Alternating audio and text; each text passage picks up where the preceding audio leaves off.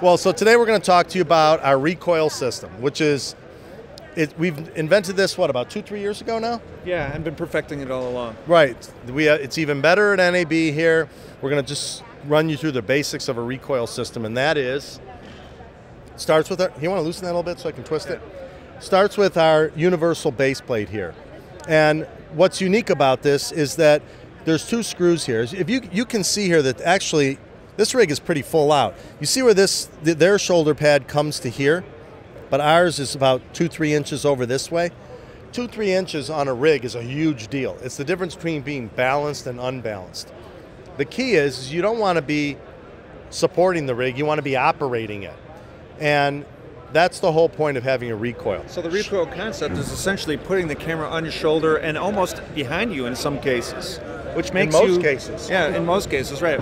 But then you have to move your optics up front. You have to get focus control farther forward, as well as your other hand grip and camera control. And I have all that together is really the recoil concept.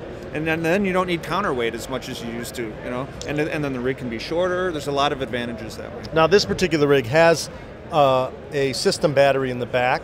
Doesn't have to. The camera would just slide further back. The EVF would go further forward.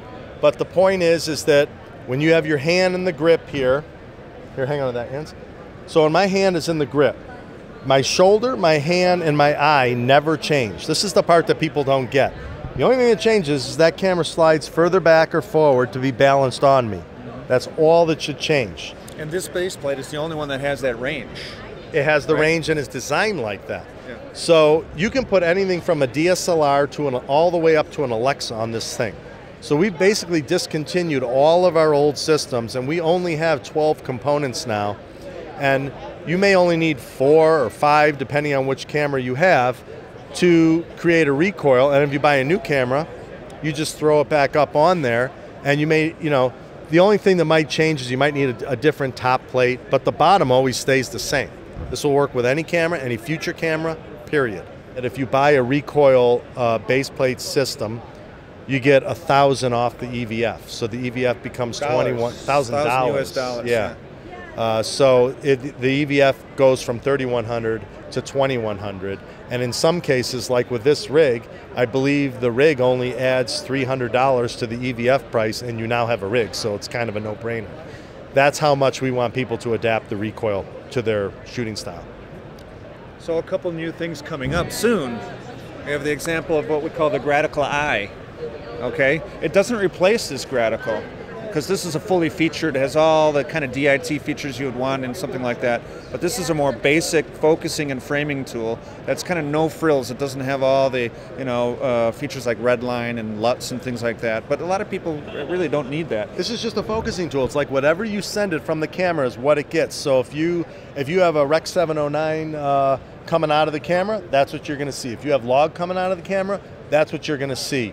It has a couple of huge advantages. One, it's half the price. That's a good one. This is going to be about $1,400, but it's the exact same resolution as the Gratical. Everything's the same. Diopter, optics, display, all the same. The only difference is it's just a monitor. But it's so high resolution that you really don't need to punch in anymore or even add the focus assist things because it's so sharp.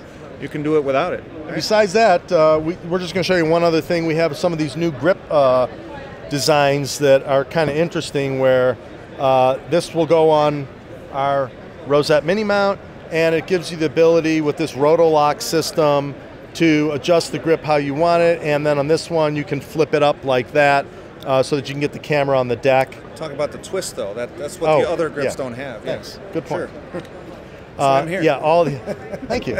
So then you also have this adjustment, which is nice because it allows you to shorten this and get it to wherever you want it in the angle, so that it pretty much does everything that our old grip does, although it's much quicker to be able to adjust it like this.